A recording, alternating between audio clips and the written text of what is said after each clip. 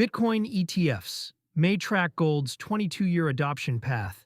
Bloomberg says Bitcoin ETFs are likely to follow the same long maturation curve that gold's ETFs traced over 22 years, according to Bloomberg Intelligence analysis circulated on July 18, 2026. The framing, shared by Coin Bureau citing Bloomberg's ETF researchers, treats the first gold ETF in 2004 as the reference point and maps Bitcoin's fund adoption against it. The comparison arrives on a quiet tape. Bitcoin trades at roughly 64,740 as of July 19, 2026, up 1.3% over 24 hours and 1.5% on the week. The Crypto Fear and Greed Index sits at 35 in fear territory, so the read lands during a period of investor caution rather than euphoria.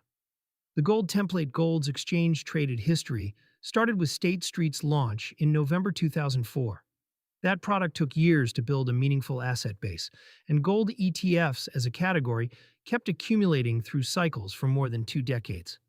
Bloomberg Intelligence's point is that adoption of a new store of value wrapper is measured in years, not quarters. Early inflows tend to be lumpy, punctuated by drawdowns, before a durable base of long-term holders forms. Spot Bitcoin ETFs in the U.S. launched in January 2024, which makes them roughly 18 months into their own history. On the gold timeline, that is still the early innings. The argument is less a price target and more a shape, a slow start, occasional sharp reversals, and a long runway of net accumulation, as pensions, endowments, and advisory platforms clear internal approval processes. A framework, not a forecast. This is analyst commentary, not assigned institutional flow or a regulatory event. Bloomberg Intelligence is offering a mental model, and it is worth treating it that way. Gold and Bitcoin differ in obvious ones. Gold has millennia of monetary history and near-zero technological risk, while Bitcoin carries protocol, custody, and regulatory variables that gold never had. A 22-year analogy smooths over those differences. The template also cuts against recent flow data.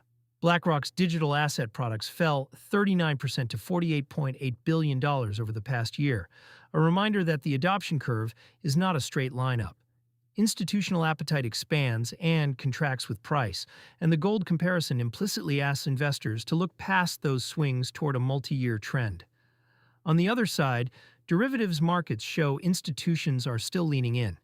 CME crypto futures reached $459 billion in Q2. And BlackRock's Larry Fink recently argued that Bitcoin's leverage has been washed out after this year's deleveraging. Both data points fit a maturation story better than a mania story, which is roughly the shape Bloomberg is describing. Reading the timeline for spending, not just holding. For most crypto users, ETF adoption curves feel distant from daily wallet decisions. The link is indirect but real. A deeper, more stable institutional base tends to compress Bitcoin's volatility over time, and lower volatility is what makes crypto usable as a spending asset rather than a pure trade. Gold never became a payment rail, but Bitcoin sits inside a payment stack that includes exchanges, custodians, and card issuers. That matters if you actually spend from a balance. Many crypto cards let you hold Bitcoin or stablecoins and convert at the point of sale. So the smoother the underlying asset, the less you gamble on timing every purchase. Users who want to avoid that price risk entirely often route spending through stablecoin-funded cards and keep Bitcoin as a long-term position, which is closer to how gold ETF buyers behave. Accumulate the store of value. Transact in cash. If Bloomberg's timeline holds even loosely, the practical implication is patience. A 22-year gold analogy implies Bitcoin's institutional adoption is a decade-plus process with plenty of drawdowns along the way, not a single approval catalyst that reprices everything at once.